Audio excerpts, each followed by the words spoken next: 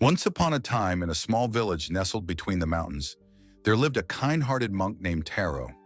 He was known far and wide for his generosity and unwavering kindness. People would come from distant lands to seek his wisdom, and he would always offer a helping hand, no matter the request. His humble abode was open to all, and his heart even more so. He believed that kindness was the highest virtue, the path to enlightenment, and the key to a peaceful world. But over time, something began to change. People in the village started to take advantage of Taro's boundless kindness. They would come, expecting help without gratitude or acknowledgement, leaving him exhausted and empty. At first, Taro didn't mind. He believed it was his duty to help, and he found joy in making others happy. However, as the days turned into months and the months into years, Taro began to feel an unsettling sense of frustration. Despite his constant giving, the people around him seemed to grow more demanding and less appreciative.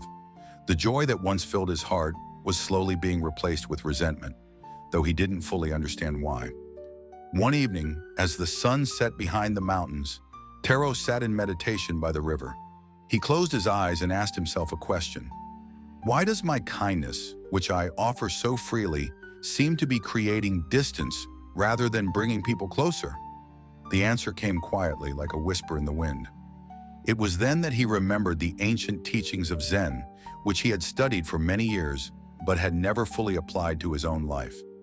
Zen wisdom speaks of the importance of balance, of nurturing both the world around us and the self within us. True kindness, Zen teaches, does not come from a place of self-sacrifice or depletion. It arises from a place of inner strength and respect for both oneself and others. Taro realized that by giving too much, he had unknowingly created a dynamic where others no longer respected his boundaries or his well-being. They had come to expect his kindness without ever giving back, and in doing so, they had come to take him for granted. The next day, Taro decided to put these insights into practice. He began by setting clear boundaries. He would still help those in need, but he would no longer offer his time, energy, or resources without consideration for his own well-being. At first, the villagers were surprised by his change. Some were even upset, thinking that Taro had become cold or distant. But as the weeks went by, something remarkable happened. The people who truly needed help began to show gratitude, and those who had once taken him for granted started to understand the value of what he offered. In time, Taro found a new sense of peace. His kindness, now rooted in self-respect, became even more powerful.